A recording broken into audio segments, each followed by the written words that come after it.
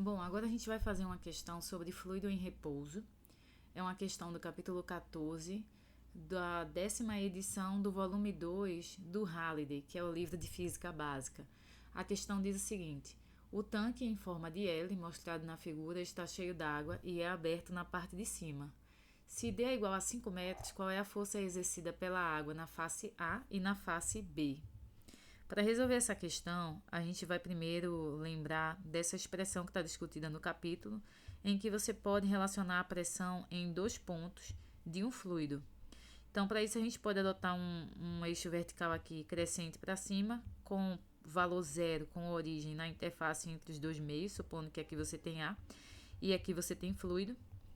E aí, a relação que é discutida no livro-texto é que a pressão 2 é igual à pressão 1 mais a massa específica do fluido, que multiplica G vezes a diferença de altura entre os pontos 1 e 2. E aí essa equação é interessante porque ela diz que, novamente, dentro de um mesmo fluido, o que faz haver uma diferença de pressão é uma diferença de nível, de profundidade dentro desse fluido. Se você tem dentro de um mesmo fluido pontos no mesmo nível, então eles estão sujeitos à mesma pressão. É isso que essa expressão nos diz. A outra coisa é que pressão é força por área. E como essa questão aqui ela pede força, a gente vai calcular a primeira pressão e depois multiplicar pela área da face A ou da face B para poder encontrar a resposta, ok? Então, para responder a letra A primeira coisa que a gente vai fazer é o seguinte: quando você olha a face A, qual é a força na face A, essa face aqui? Você observa que todos os pontos dessa face estão sujeitos a uma mesma pressão porque eles estão no mesmo nível dentro desse fluido. E aí o que eu vou fazer é comparar uma pressão num ponto A, imagina aqui uma pressão PA, ok? Nesse ponto aqui, por exemplo, com a pressão na superfície aqui do fluido, que eu vou chamar de P0, porque é justamente no ponto em que há a interface entre o fluido e o ar, ok? Então, pela expressão anterior, a gente pode relacionar PA com P0. Eu preciso conhecer, então, quais são os níveis, né, desses pontos dentro do fluido. Eu vou adotar o Y aqui, crescendo, e 0 sendo exatamente na interface, no ponto A. Essa profundidade aqui estaria no ponto menos 2D, ok? Então, a gente poderia relacionar que a pressão no ponto A é igual a P0 mais ρg, e aí vem a diferença de Y1 menos Y2. Quem seria Y1? Seria o nível do ponto da interface, que é 0, menos o ponto aqui da pressão A na face A seria menos 2D, ok? Então, a pressão no ponto A ficaria P0 mais 2 ρgd. Essa pressão aqui, ela é a mesma em todo ponto, como eu já falei, da face A, porque eles estão no mesmo nível. Eles estão no mesmo nível. Para ter a força, então, na face A, eu multiplico essa pressão pela área, onde a área é a área do quadrado de lado D. Então, a gente teria aqui P0 mais 2 ρgd vezes a área do quadrado D ao quadrado. É só substituir, então, os valores para a gente ter a resposta final. A pressão P0, que é a pressão atmosférica, é 1 vezes 10 a quinta, mais 2, que multiplica ρ, que é a densidade da água, que é 1 vezes 10 a terceira quilogramas por metro cúbico, multiplicado por G também no Sistema Internacional de Unidades, e por D, que vale 5 vezes 5 elevado a 2. Então, esse número aí vai nos dar 5 vezes 10 a 6 newtons. Essa é a resposta da letra A dessa questão, ou seja, a força resultante, aí a força total na face A, vale 5 vezes 10 a 6 newtons. Respondendo a letra B, é um pouco mais complexo, porque quando você olha para a face B, você percebe que eles estão em níveis diferentes dentro do fluido, né? Quando você olha, por exemplo, na face B, os pontos nessa linha aqui, eles estão todos no mesmo nível. Então, eles estariam sujeitos a uma mesma pressão. Porém, quando você vai para outras regiões, você vê que esse nível muda e, portanto, a face B não está sujeita à mesma pressão, ok? Então, na verdade, se a gente quiser, por exemplo, definir uma pressão aqui num determinado ponto, vamos dizer que esse ponto tem uma altura aqui que eu vou chamar de, digamos aqui, menos Y, ok? medido a partir do zero lá em cima.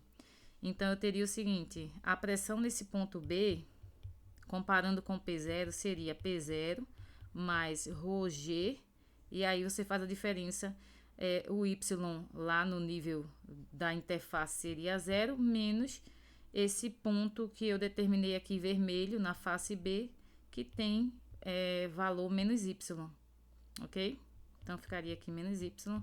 E, portanto, o que é que você tem? Que a pressão no ponto B, ela pode ser definida como P0 mais ρgy, ou seja, a pressão no ponto B, ela é uma função de Y.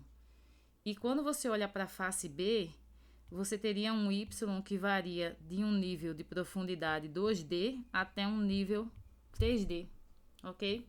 Então, o que a gente vai fazer aqui se a gente quer calcular a força na face B, a gente pode integrar essa pressão, a pressão nos pontos da face B vezes a área, um elemento de área. Então, é assim que a gente pode calcular a força total na face B. E aí eu faria, então, qual que seria, então, esse elemento de área? Você poderia olhar aqui para a face B e pegar um elemento de área, que é um pequeno retângulo, ok? De altura dy, que é um elemento aí infinitesimal, e uma largura d, que é o lado desse quadrado, ok? E, portanto, dA poderia ser escrito como d que multiplica dy. Bom, então, substituindo aqui na integral, a gente ficaria com o quê? Ficaria com P0 mais ρgy d dy. E o limite de integração seria de 2D a 3D, ok? Então, a gente teria a primeira integração, né? Ficaria, colocando o P0, ficaria integral de P0 vezes d dy, onde a integral de dy a gente vai fazer no passo seguinte, nesse intervalo aqui, de 2D a 3D. Mas, novamente, colocando do lado de fora da integração tudo que é constante, ficaria ρgd, integral de y, dy, no intervalo de 2D a 3D. Então, fazendo essa integração para FB, a gente fica com o quê? P0d, a integral de dy é y, no intervalo de 2D a 3D, mais ρgd, e a integral de y dy é y2 sobre 2, ainda no mesmo intervalo de 2D a 3D. Então, o primeiro termo, né, lá ficaria P0d, e substituindo o intervalo ficaria 3D menos 2D, mais ρgd, substituindo o intervalo, ficaria 9/2 de D2 menos 4/2 de D2, ok? Deixa eu voltar aqui. Tá aí.